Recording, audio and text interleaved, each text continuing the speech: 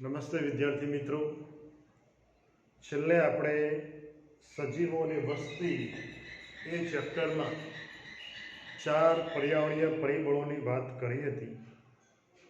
એ ચારે 4 પર્યાવરણીય પરિબળો સામે સજીવો પોતાનું અસ્તિત્વ ટકાવી રાખવા માટે સતત સંઘર્ષ કરતા હોય છે.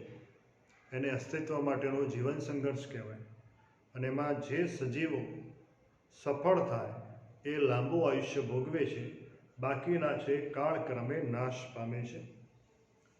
એ 4 પરિબળોમાં સૌથી પહેલું તાપમાન, પછી પાણી, ત્રીજા નંબરનું પ્રકાશ અને ચોથા નંબરનું ભૂમિ.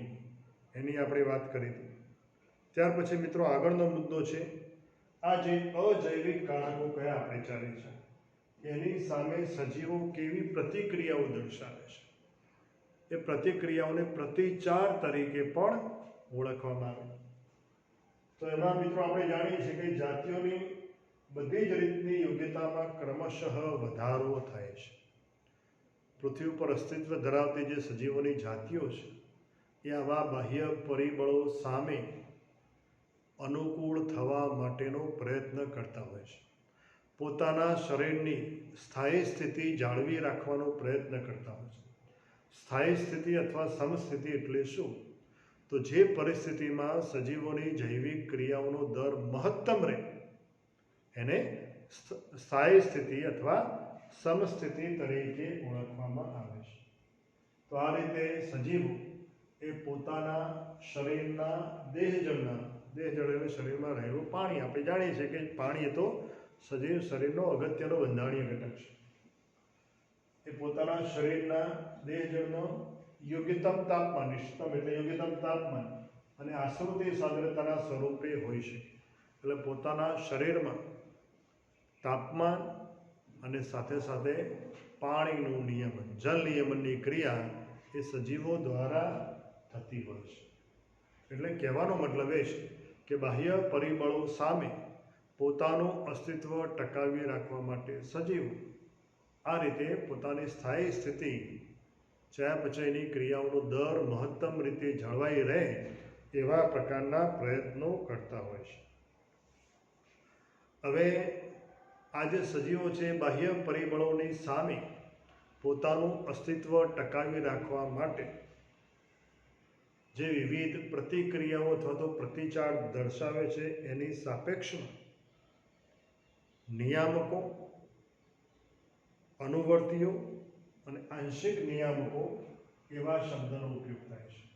બાહ્ય પર્યાવરણીય પરિસ્થિતિઓ સામે સજીવોમાં જોવા મળતી પ્રતિક્રિયા, સજીવો દ્વારા જોવા મળતી પ્રતિક્રિયા અથવા તો પ્રતિચાર, એને આધારે કેટલાકને નિયામકો કહેવાય, કેટલાકને અનુવર્તીઓ કહેવાય અને કેટલાક આંશિક નિયામકો કહેવાય.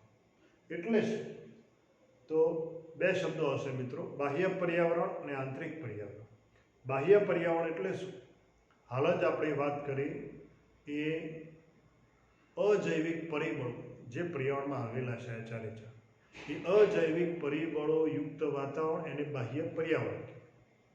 એની સામે સજીવોએ પોતાનું અસ્તિત્વ જો ટકાવવું હોય તો પોતાના શરીરમાં, હાલ વાત કરી એ રીતે યોગ્યતમ તાપમાન અને સાથે સાથે પોતાના દેહજળનું આશ્રુતિ નિયમનની ક્રિયા એ જાળવી રાખવી પડે. બરાબર? એને આધારે જે નિયમન કરી શકે છે એ નિયામકો કહેવાય. અને બદલાતી જતી પરિસ્થિતિને અનુસરે છે, અનુકરણ કરે છે, એ અનુવર્તીઓ કહેવાય. અને કેટલાક સજીવો એવા છે કે આંશિક પ્રમાણમાં, અલ્પ પ્રમાણમાં, થોડા પ્રમાણમાં જ નિયમન કરે છે અને આંશિક નિયામકો તરીકે ઓળખવામાં આવે છે. એ રીતે પોતાના શરીરની જૈવિક ક્રિયાઓનો દર મહત્તમ રીતે જળવાઈ રહે એવા પ્રકારના પ્રયત્નો કરે છે. એટલે કેટલાક સજીવો નિયામકો તરીકે, કેટલાક અનુવર્તીઓ તરીકે અને કેટલાક આંશિક નિયામકો તરીકે વર્તી અને પોતાના શરીરનું સમસ્થિતિ એટલે કે જૈવિક ક્રિયાઓનો દર મહત્તમ રીતે જળવાઈ રહે એવા પ્રકારના પ્રયત્નો કરે છે. બહારના પર્યાવરણને અનુકૂળ થવા માટેનું એક ઉદાહરણ લઈએ, દાખલા તરીકે આપણા માણસ. તો હાલની પરિસ્થિતિની જ વાત કરું તો અત્યારે છેલ્લા એકાદ વીકથી ઠંડીનું પ્રમાણ વધ્યું છે. તો ઠંડી સામે અનુકૂલન સાધવા માટે માણસ એ કૃત્રિમ સાધનોનો ઉપયોગ કરે છે, અગ્નિ અથવા સગડીનો ઉપયોગ કરે છે અને હૂંફ મેળવે છે. ઉનાળામાં તાપમાન ખૂબ ઊંચું હોય તો એની સામે ટકી રહેવા માટે કૃત્રિમ સાધનો તરીકે એસી કે પંખાનો ઉપયોગ કરે છે અને એ રીતે બાહ્ય પર્યાવરણીય પરિબળો સામે પોતાના શરીરનું આંતરિક પર્યાવરણ સમસ્થિતિ એ જાળવી રાખવાનો પ્રયત્ન કરે છે. આ તો માણસ એ સુવિકસિત પ્રાણી છે, બરાબર, સુવિકસિત ચેતાતંત્ર ધરાવે છે એટલે કૃત્રિમ સાધનોનો પણ ઉપયોગ કરી શકે. પણ માનવ સિવાયના જે પ્રાણીઓ છે એ બાહ્ય પર્યાવરણીય પરિસ્થિતિ સામે પોતાનું અસ્તિત્વ ટકાવી રાખવા માટે બાહ્ય પર્યાવરણીય પરિબળો સામે કેવી પ્રતિક્રિયાઓ કરે છે એનો આપણે અભ્યાસ કરીએ. અને એમાં સૌથી પહેલો મુદ્દો છે નિયમન કરવું, જેને રેગ્યુલેટ તરીકે ઓળખવામાં આવે છે. તો અહીંયા આગળ નિયમન કરવાની વાત છે. એમાં કેવી રીતે જુદા જુદા સજીવો નિયમન નિયંત્રણ કરે છે આપણે જોઈએ તો સૌથી પહેલી બાબત તો એ છે કે કેટલાક સજીવો દેહધાર્મિક રીતે અને વર્તનાત્મક રીતે, હવે દેહધાર્મિક રીતે એટલે શું? પોતાના શરીરના બંધારણને આધારે એને દેહધાર્મિક રીતે કહેવાય. તો દેહધાર્મિક રીતે અને બીજું કેવું છે?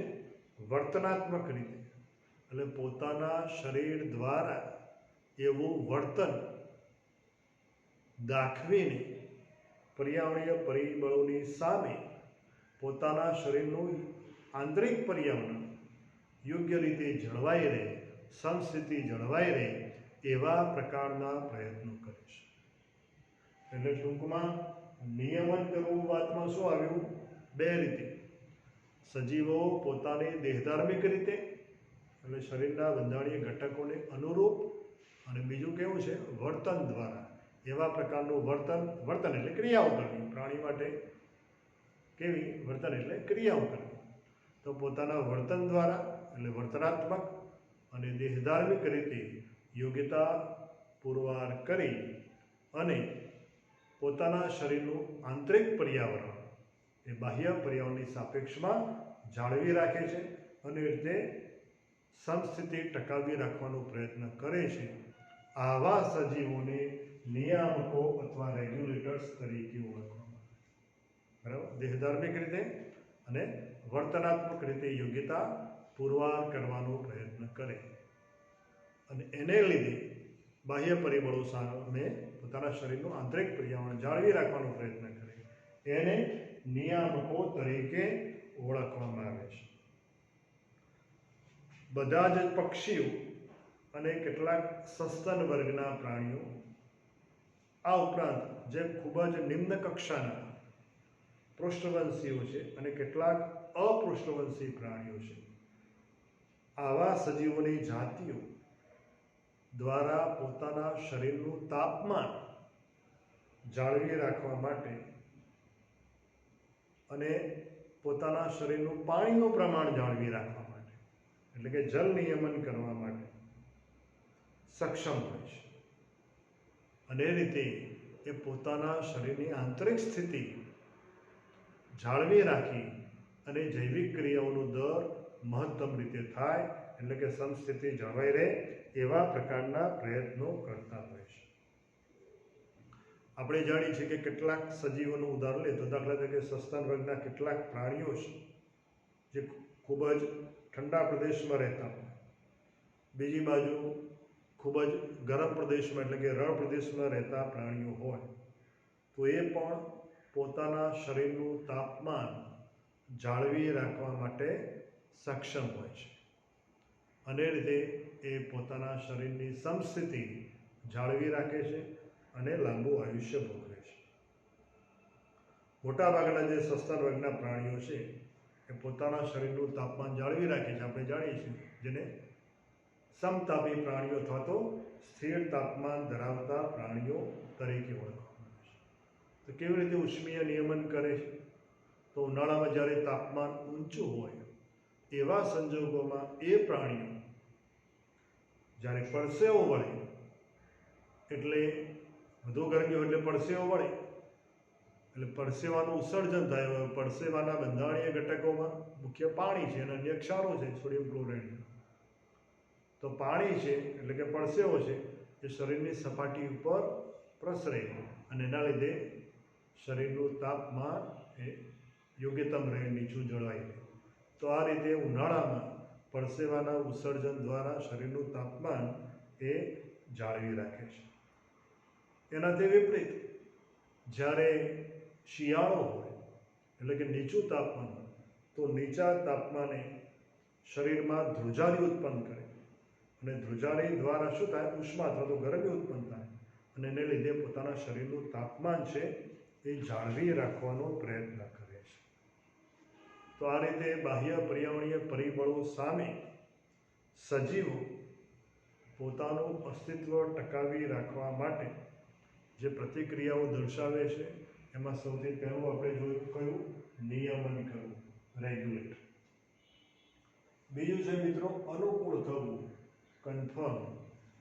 હવે અહીંયા આગળ અનુકૂળ થવુંનો મતલબ શું? અનુકૂલન સાધવું છે. સજીવો બાહ્ય પર્યાવરણની સામે પોતાના શરીરનું આંતરિક પર્યાવરણ જાળવી રાખવાનો પ્રયત્ન કરે છે. હવે કેટલાક એવા પણ સજીવો છે, મોટાભાગના, કે શરીરનું તાપમાન પર્યાવરણના તાપમાન અનુસાર બદલે છે, જેને અસમતાપી પ્રાણીઓ અથવા તો અસ્થિર તાપમાન ધરાવતા પ્રાણીઓ તરીકે ઓળખવામાં આવે છે. અને રીતે પોતાના શરીરમાં જળ નિયમનની ક્રિયા કરતા હોય છે. આવા જે સજીવો છે એ અનુકૂલન સાધવાનું એક સ્ટેપ કહેવાય. તો આવા સજીવો એ બદલાતી જતી પર્યાવરણીય પરિસ્થિતિ સામે અનુકૂળ થયા એમ કહેવાય. એટલે એને માટે શબ્દ છે કયો? અનુવર્તીઓ. બાહ્ય તાપમાન, બાહ્ય પર્યાવરણીય પરિબળોનું એક ઘટક કયો? તાપમાન. એ તાપમાનમાં વધારો થયો તો એની સાથે સજીવે પોતાના શરીરના તાપમાનમાં પણ વધારો કર્યો. કેમ? બાહ્ય પર્યાવરણીય પરિબળો સામે પોતાનું અસ્તિત્વ ટકાવી રાખવા માટે. તો એવા સજીવોને અનુવર્તીઓ તરીકે ઓળખવામાં આવે. એટલે બહારના બાહ્ય પર્યાવરણીય પરિબળોને પોતાના શરીર દ્વારા અનુસરે છે, એટલે એને અનુવૃત્તિઓ અથવા તો અનુસરકો તરીકે ઓળખવામાં આવે છે. એટલે આ પણ એક પ્રકારનું મિત્રો અનુકૂલન જ થયું. બાહ્ય પર્યાવરણીય પરિબળો સામે અનુકૂલન સાધવાનું છે. આ સિવાય મોટાભાગના જે પ્રાણીઓ છે, લગભગ 99%, અને વનસ્પતિઓ તો લગભગ બધી જ, એ આંતરિક પર્યાવરણ પરિસ્થિતિને અનુકૂળ થવાનો પ્રયત્ન કરે છે. એટલે કે બાહ્ય પર્યાવરણીય પરિસ્થિતિને સામે પોતાના શરીરનું આંતરિક પર્યાવરણ જાળવી રાખવાનો મોટાભાગના સજીવો પ્રયત્નો કરે છે. એમાં કેટલેક અંશે સફળતા મળે એ વાત અલગ છે. બાકી બધા જ સજીવો અને લગભગ 99% પ્રાણીઓ અને બધી જ વનસ્પતિઓ એ પર્યાવરણીય પરિસ્થિતિ સામે અનુકૂલન સાધવાનું વલણ ધરાવે છે, એટલે કે પ્રયત્નશીલ હોય છે. એમાં પાછું એટલું ખરું કે કેટલાક પ્રાણીઓ અમુક મર્યાદા સુધી અનુકૂલન સાધવામાં સફળ થાય. એવું જરૂરી નથી કે બધા જ પર્યાવરણીય પરિબળો સામે પૃથ્વી ઉપરના બધા જ સજીવો મહત્તમ અનુકૂલન સાધી શકે. તો કોઈ પ્રશ્ન જ ના રહે.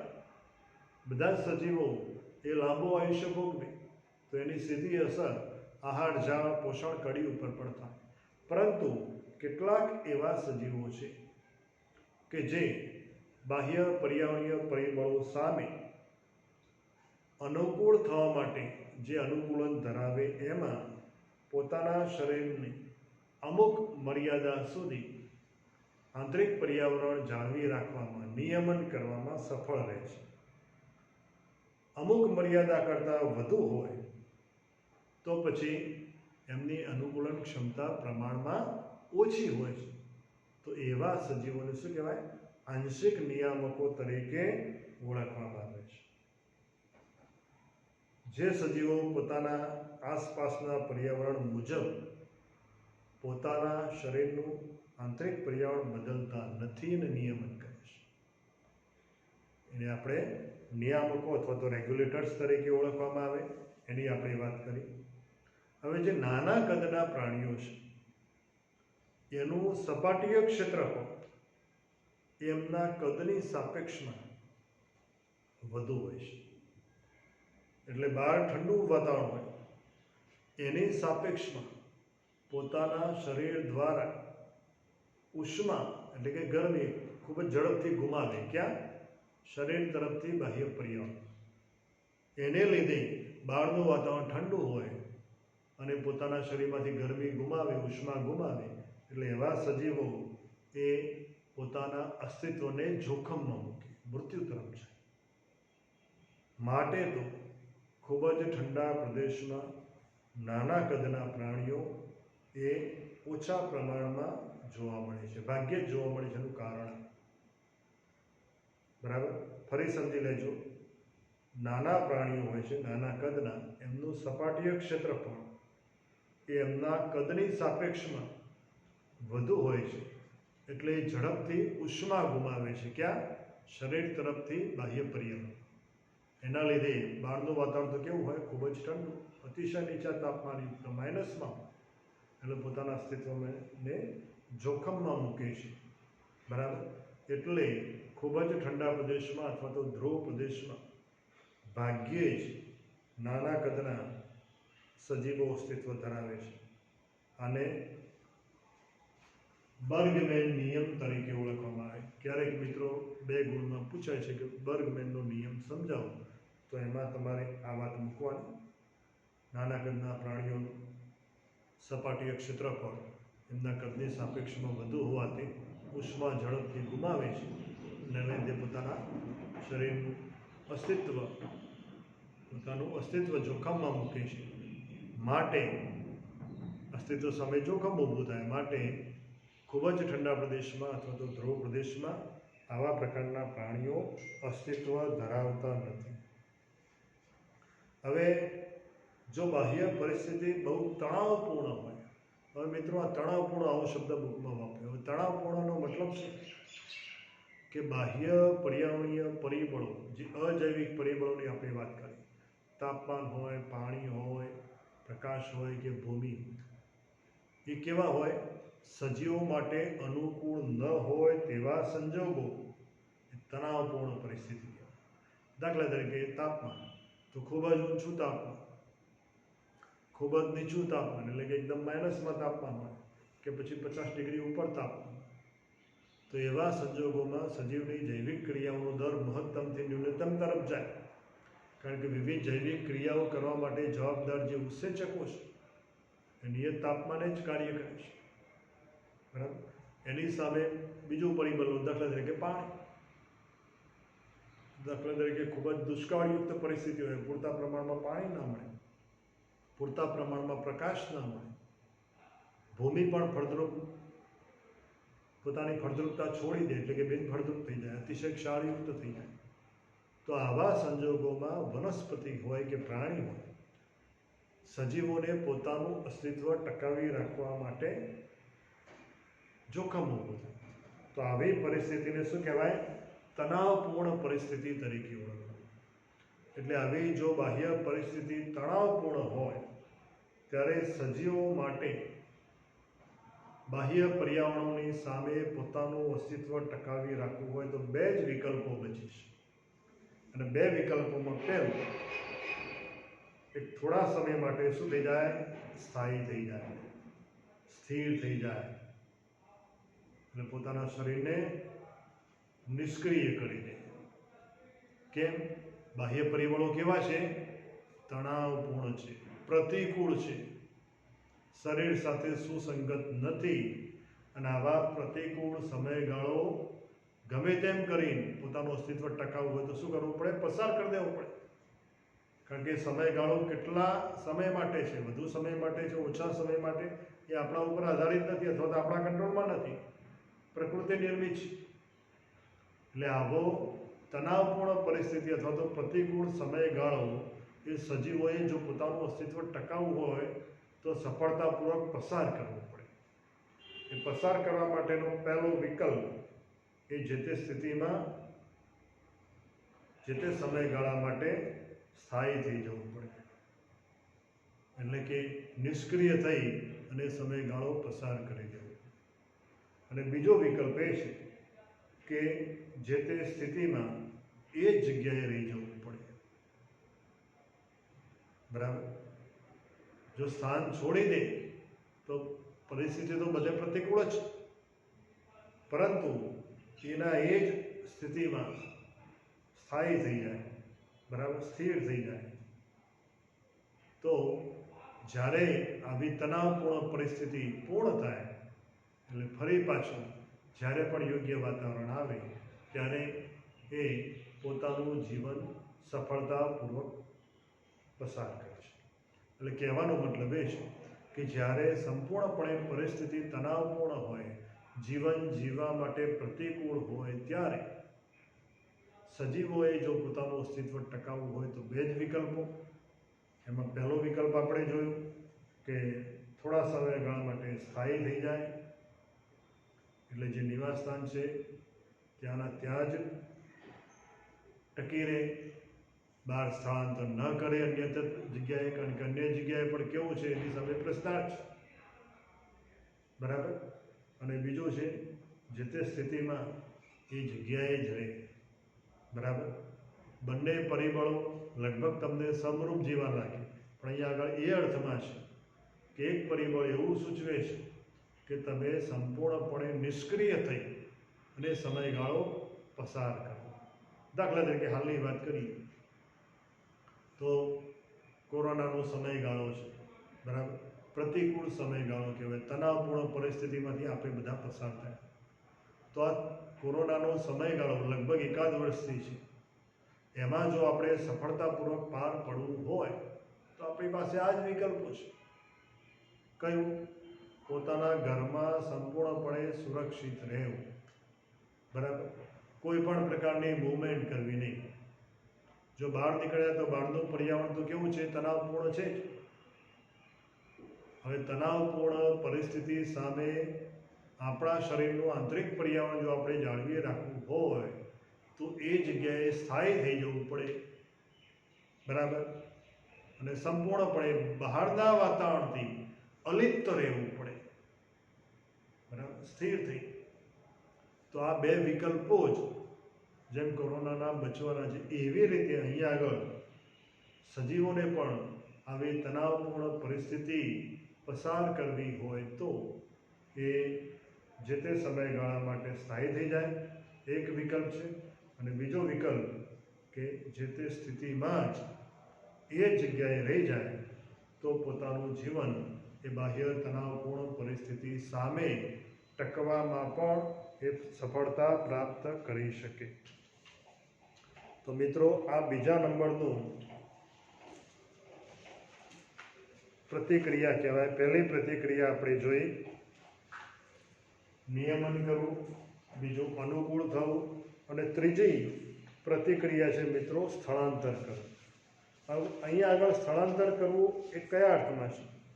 આપણે જાણીએ છીએ કે સજીવો પોતાના જે નિવાસસ્થાનમાં અસ્તિત્વ ધરાવે છે એ નિવાસસ્થાન એ જ્યારે તણાવપૂર્ણ પરિસ્થિતિયુક્ત હોય ત્યારે એ સ્થાન છોડીને અન્ય સલામત જગ્યાએ અથવા તો સલામત નિવાસસ્થાનની શોધમાં નીકળી પડે. એને સ્થળાંતર કરવું કહેવાય. દાખલા તરીકે આપણે જાણીએ છીએ કે ધ્રુવ પ્રદેશ આજુબાજુનો જે વિસ્તાર હોય ત્યાં ઠંડી તો લગભગ 12 માસ, એમાંય પાછો શિયાળો આવે એટલે તો ખૂબ જ નીચું તાપમાન. તો ત્યાં વસતા જે સજીવો છે, પક્ષીઓ છે, એમને આવી તણાવપૂર્ણ પરિસ્થિતિમાં પોતાના શરીરને આંતરિક પર્યાવરણ સુધારવું હોય તો પછી શું કરવું પડે? એમને એ પ્રતિકૂળ પરિસ્થિતિયુક્ત બાહ્ય પર્યાવરણ છોડીને જે સલામત હોય પોતાના અસ્તિત્વને ટકાવી રાખવા માટે યોગ્યતમ વાતાવરણ હોય એવા વાતાવરણ તરફ એમને સ્થળાંતર કરવું પડે.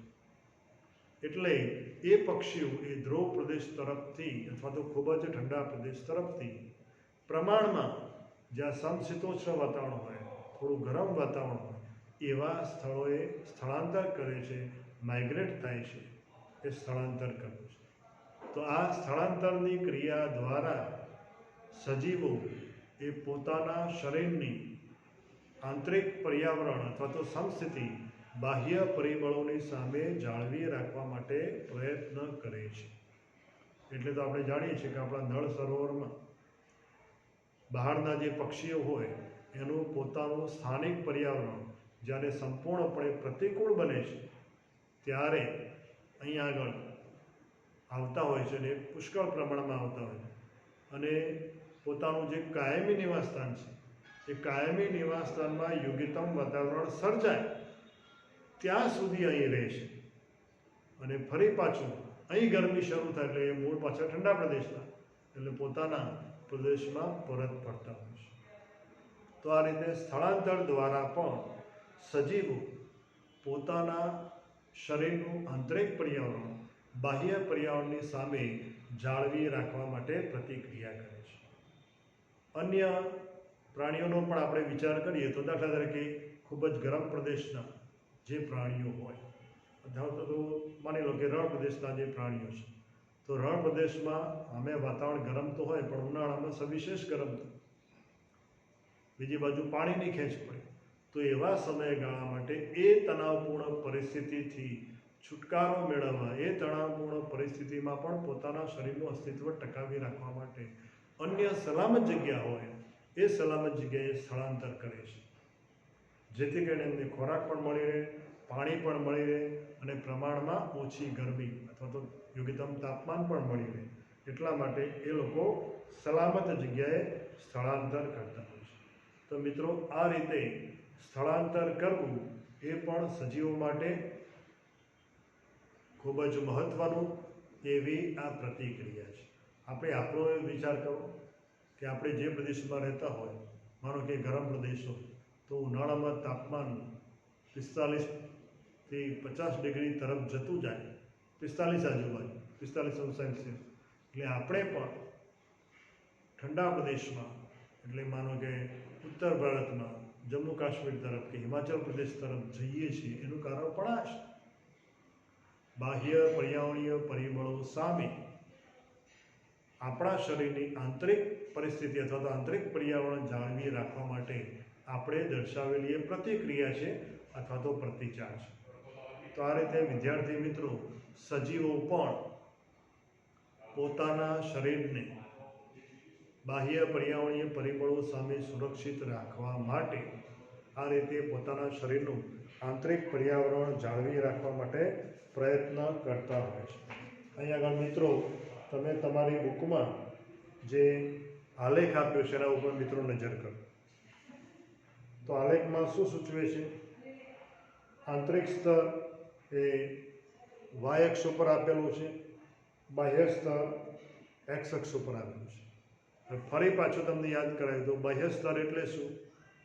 પર્યાવરણીય પરિબળો, બરાબર, જે અજૈવિક પરિબળો છે જેના દ્વારા પર્યાવરણ રચાયેલું છે એને બાહ્ય સ્તર કહેવાય. એ એક્સ અક્ષ ઉપર આપે છે. વિરુદ્ધ આંતરિક સ્તર એટલે સજીવો પોતાના શરીરનું આંતરિક પર્યાવરણ જે જાળવી રાખવાની વાત છે એ વાય અક્ષ ઉપર લીધું છે અને આંતરિક સ્તર તરીકે. તો અહીંયા આગળ આપણે વાત કરીએ 3 ઘટકો અહીંયા આગળ લીધા છે: નિયામકો, આંશિક નિયામકો અને અનુવૃત્તિ. તો અહીંયા આગળ તમે જોશો તો કેટલાક એવા સજીવો છે કે જે જેમ જેમ બાહ્ય પરિબળોની તીવ્રતા અથવા તો સમયગાળો વધતો જાય એની સાથે પોતાના શરીરની આંતરિક પર્યાવરણ અથવા તો આંતરિક સ્તર એ પણ સુધારતા જાય છે. એટલે કે બંને સમપ્રમાણમાં ચાલે છે. એટલે એવો સુરેખ આલેખ આપણને મળે છે. ખ્યાલ આવ્યો? કેવા સજીવો થયા? બાહ્ય પર્યાવરણીય પરિબળોમાં ફેરફાર થાય, તીવ્રતા વધે, એની સાપેક્ષે એમનું આંતરિક સ્તર પણ એ જાળવી રાખે છે, બરાબર. એ પણ સાથે સાથે મહત્તમ ગતિએ વધારતા જાય છે. એને અનુવૃત્તિઓ તરીકે ઓળખવામાં. કેટલાક એવા સજીવો છે કે બાહ્ય પર્યાવરણીય પરિબળો અથવા તો બાહ્ય સ્તરની સાપેક્ષે એ અચળ રીતે નિયમન નિયંત્રણ કરે છે, જેને નિયામકો તરીકે ઓળખવામાં આવે. અને ત્રીજા જે છે એ આંશિક નિયામકો તરીકે ઓળખવામાં આવે, જે પોતાના શરીરની મર્યાદા હોય ત્યાં સુધી એ અસ્તિત્વ ટકાવવામાં સફળ રહે છે. એટલે કે ત્યાં સુધી એ સહન કરી શકે છે, અમુક અંશ સુધી. એટલે કે બાહ્ય પર્યાવરણીય પરિબળો સામે અમુક અંશે નિયમન કરી શકે છે, એટલે એને આંશિક નિયામકો તરીકે ઓળખવામાં. એટલે અહીંયા આગળ તમે જોઈ શકો છો કે અમુક હદ સુધી આ આલેખ ચડતા ક્રમમાં બતાવે, પછી કેવું થઈ જાય છે? સ્થિર. એટલે પછી ગમે તેટલા બાહ્ય પર્યાવરણીય પરિબળોની તીવ્રતા વધે તો પણ એ પોતાના શરીરના આંતરિક પર્યાવરણ, આંતરિક સ્તર એ મહત્તમ લઈ જઈ શકતા નથી, કારણ કે ત્યાં પોતાના શરીરની આંતરિક પર્યાવરણની શું આવી જાય છે? મર્યાદા આવી જાય છે. એટલે મિત્રો, આ આલેખ આ જ સૂચવે છે. ક્યારેક આ આલેખનું અર્થઘટન વિશે પ્રશ્ન પૂછાય, તમને ખબર પડવી જોઈએ કે આંશિક નિયામકો દ્વારા અમુક મર્યાદા સુધી વાતાવરણમાં બાહ્ય પરિબળોની તીવ્રતા વધે તો કેટલાક સજીવો આવું આંતરિક પર્યાવરણ જાળવી રાખે છે, પછી એ પોતાના શરીરની આંતરિક પર્યાવરણની પરિસ્થિતિ અથવા તો આંતરિક સ્તર એ સુધારી શકતા નથી. એટલે આંશિક કંઈક અંશે નિયમન નિયંત્રણ કરે છે, એટલે એને આંશિક નિયામકો તરીકે ઓળખવામાં આવે છે. તો આ રીતે આલેખ દ્વારા મિત્રો તમે સરળતાથી આ વાત પણ સમજી શકો છો.